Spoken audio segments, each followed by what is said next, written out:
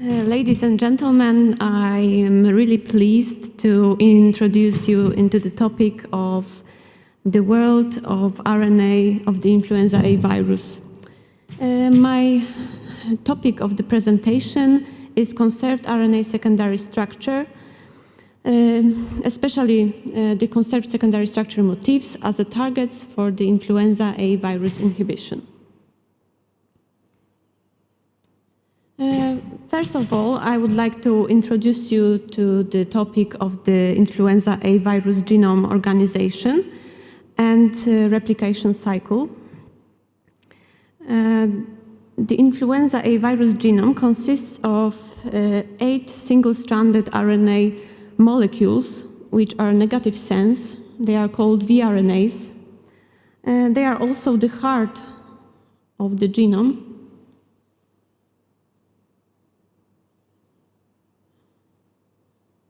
Localized in the center of it. Each of the vRNAs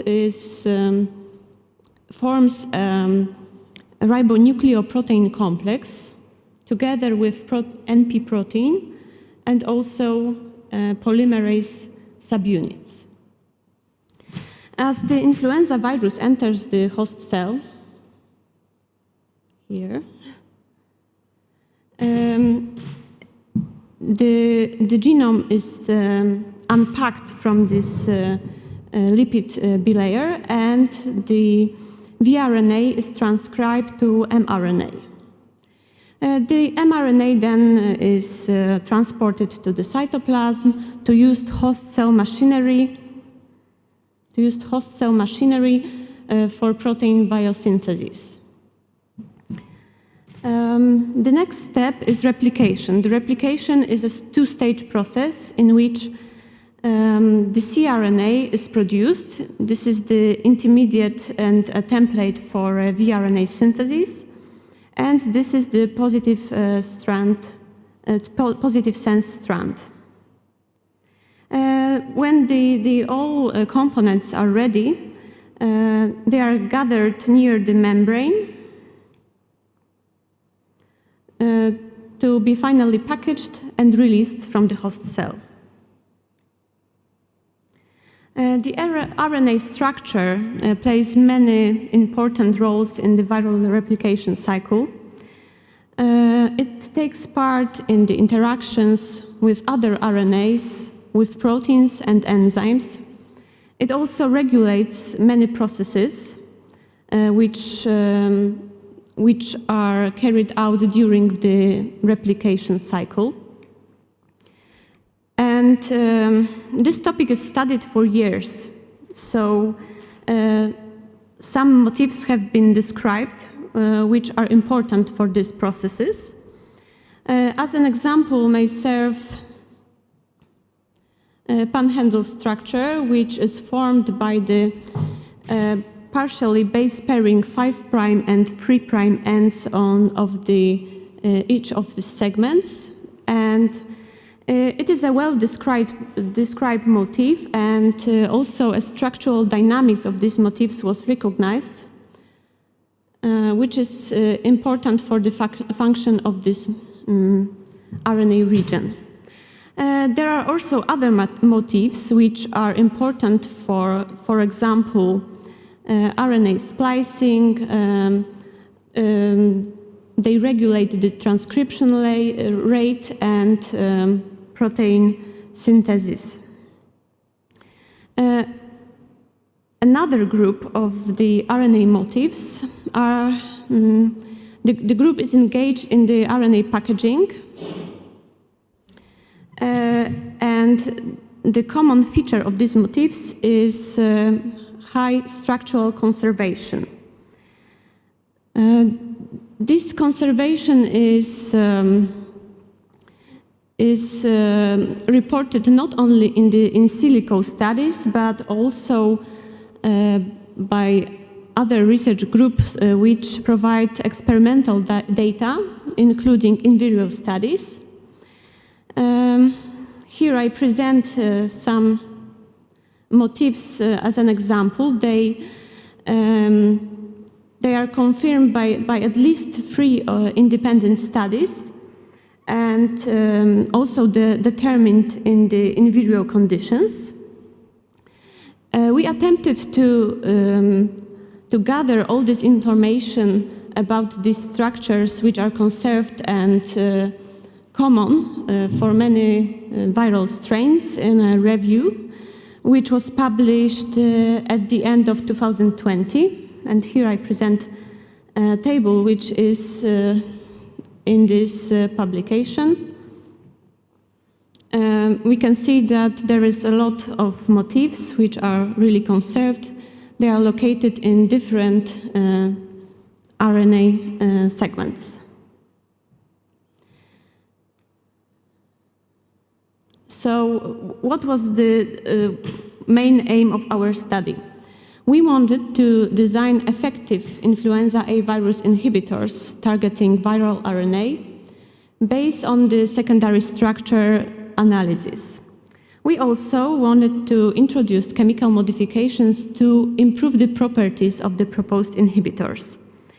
Then we wanted to investigate the antiviral potential in the cell culture and against different influenza A virus strains.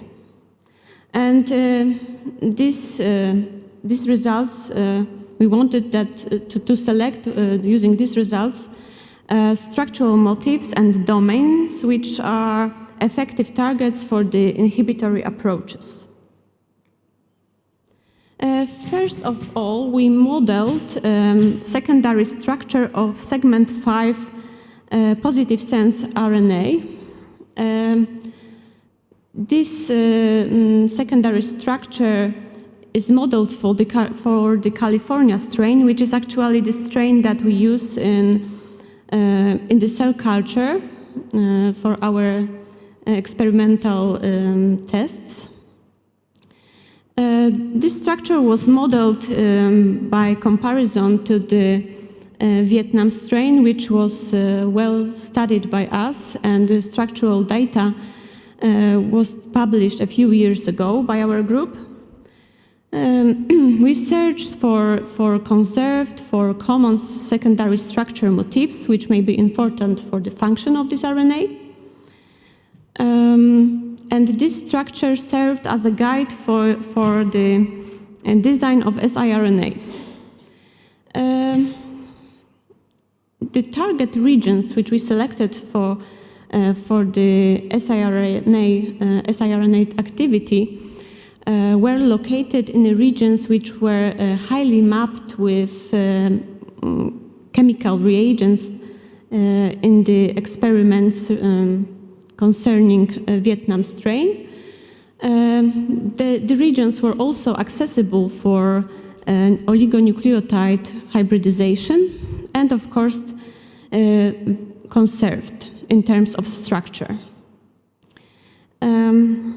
These regions in the picture are marked with red and green circles and also black squares. The target regions are marked with orange lines and are numbered. We also prepared controls for our experiments, and these were 2 siRNAs which were targeting less accessible regions, meaning less modified with the chemical mapping reagents, and also a positive control, which in the studies of other research groups was defined as potent antiviral inhibitor against different influenza A virus strains. These strains belong to the H1N1 subtype. It was PR8, WSN, and Beijing strain.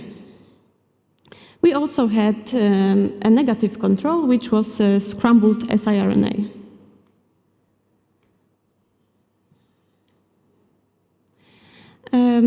Then we tested these siRNAs in the cell culture against California strain. And to summarize this, the obtained results, 2 of the tested siRNAs, 682 and 613, showed an exceptional antiviral activity, causing 85% inhibition of the viral RNA copies. And the siRNAs targeting less accessible regions were found among the less potent siRNAs, causing 28 to 21% inhibition.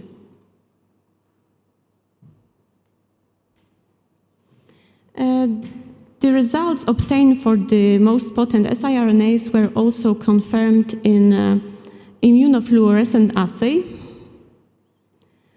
And in the picture coming from the fluorescent microscope, we can see that the signal of the fluorescent signal obtained for NP protein is reduced in samples treated with siRNA 613.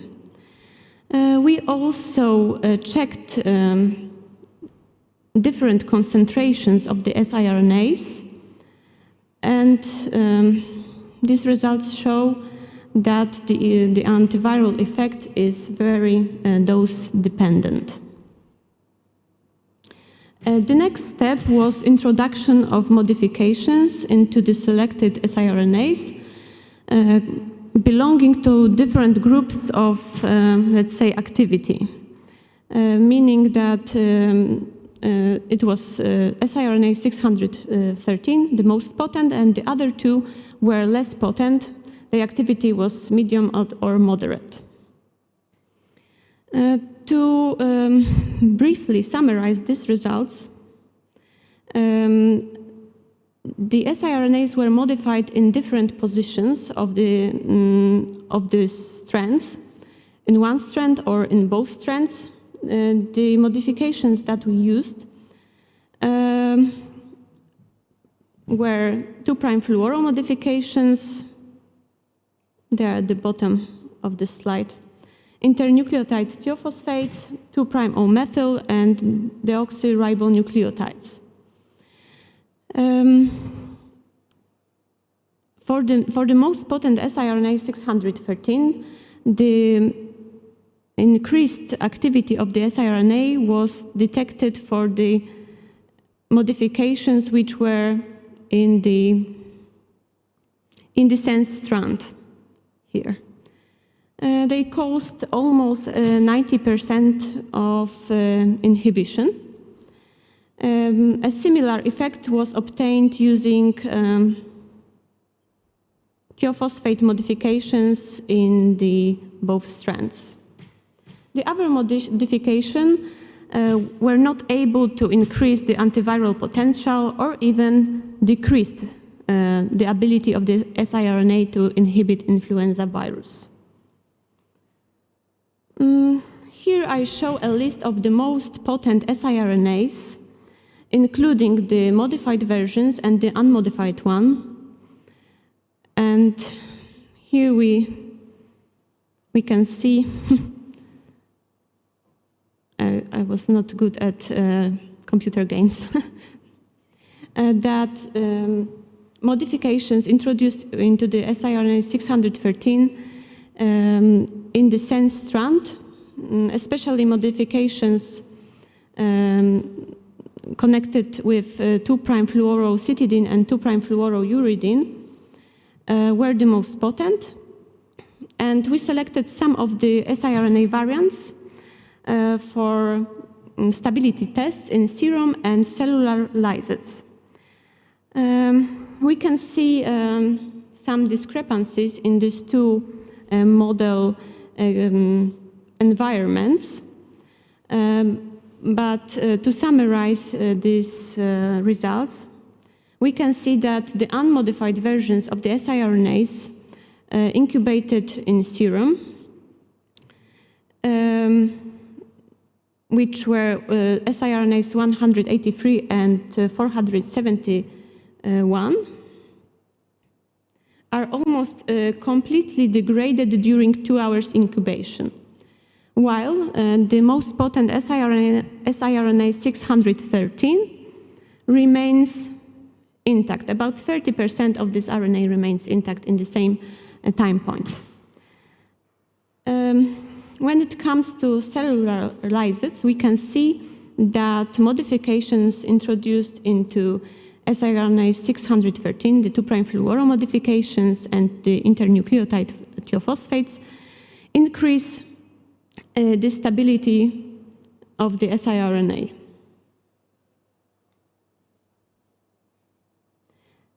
And this is the cherry on top, because we also adjusted the sequence of a few siRNAs to target PR8 strain. The sequence identity between the California and PR8 strain is 86%, which means that the changes may also be in the target regions. However, according to our analysis, despite the sequence changes, this structure in these regions is preserved. And here we can see that the most potent siRNAs, 613 and 682, showed high antiviral properties also against the PR8 strain. In the graph, comparing the results obtained for these two strains, we can see that the results are very consistent. So also the less potent siRNAs were less potent in the PR8 strain. So to conclude, the conserved RNA secondary structure motifs may serve as a potent targets for efficient viral inhibition. Despite the sequence differences between strains, the structure and function of the RNA domains may be preserved and also targeted. The inhibitory effect of the modified siRNAs depends on the type and number of introduced modifications, their position and distribution in the duplex. The siRNA stability is sequence-dependent and can be increased by the incorporation of particular modification pattern. So, at the end of my presentation, I would like to thank my colleagues and collaborators who contributed to this work, and thank you for your attention. I will be glad to answer any questions. Thank you, Julita.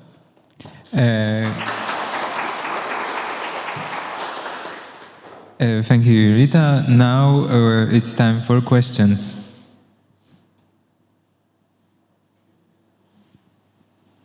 Professor Kierzek. Your molecular design or secondary structure or target RNA, and basically you want to bind to such region which are unfolded or structure is easy to break. Some of your siRNA are very efficient, some are not. If you look on your target secondary structure, some are containing are pretty well with pretty stable secondary structure. Do you, in your opinion, is it because some of your target sites are too stable, or with structure which is not easy to break or to go apart? Or do you think that could be a reason why some are effective, some are not, or less? Because sometimes you have, inhibition like only 10%. Sometimes you have inhibition like 80 or 90%. Yeah, it's a huge difference. So could be effect of structure, target. Okay, so first of all, we model our structure based on not full data coming from only the in vitro experiments. So the other part which may influence our structure, which may partially change it, are the cellular conditions. So we don't know what is happening within the cell. So within the cell, some of these structures may be less accessible or bound to other RNAs or to other proteins which block this interaction. The second part is that the siRNAs work in a protein, also in a protein complex, because it's a RISC complex, and this complex has the ability to unwind some structures, but not the really stable ones. So the stability of the structure may also be an obstacle for the inhibition, for the targeting.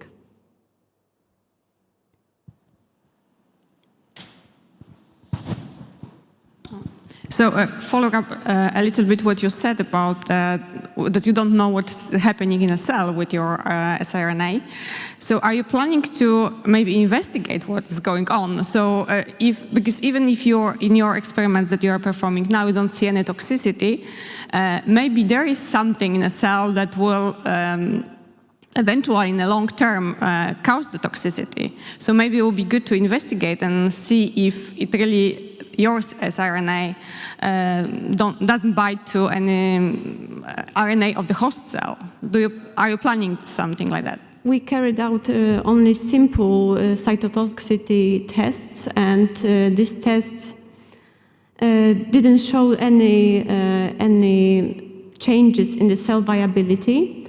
However, as we know, these tests are not really deep, and to show it more, to study this more thoroughly, it would be better to expand the range of methods used for it. So, of course, if we want to change our model, for example, to animals, we should do more cytotoxicity tests.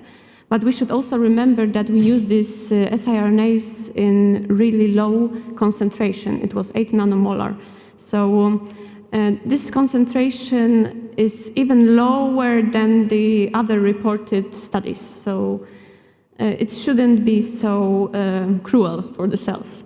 Yeah, but also I was wondering how effective it will be depending on how much virus do you have, because you probably have some conditions when you are testing, or you are these values of effectiveness that you are showing are in certain conditions. But what will happen if you have more virus? Will be as effective as now? So I cannot answer these questions because this is a problem of using simple models. So we cannot really show this kind of correlation in the cell culture. I mean the correlation between the viral load and the effect of the siRNA, because it is really hard to get different viral loads in the cell culture. Yeah, but if you, I know it's not a simple correlation, probably not a simple experiment. But if you infect the cells like that, the virus will kill them. But if you cure with your siRNA, they will survive. This may be something that this correlation is used in the animals, but in the cell culture, if you use too much virus, you will just simply kill the cells without seeing any effect. So you have to use the viral load that will allow the cells to survive, because the cell culture experiments are kind of hard to perform, to see the points in between the viral inhibition and the cell death. So it's really it's not a good model for such studies. Okay, but I'm just curious, when do you treat your infected cell with siRNA? So you first infect and then you treat with siRNA, or no? Or we first transfect siRNAs because after infections, the cells are so weak that they usually die. Oh, okay, thanks a lot. Any more questions? If not, I have one. You target your siRNA into the respect of the structure. Maybe my question is naive, but why do you target such structurized motifs and not a single-stranded motifs? In my opinion, these motifs are not so structured because they contain loops, bulges, and some elements that make them more accessible. These are the points when the structure can melt using helicases or the RISC complex. So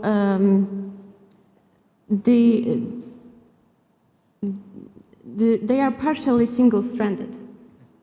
I don't target the regions which are fully double-stranded. Okay, thank you.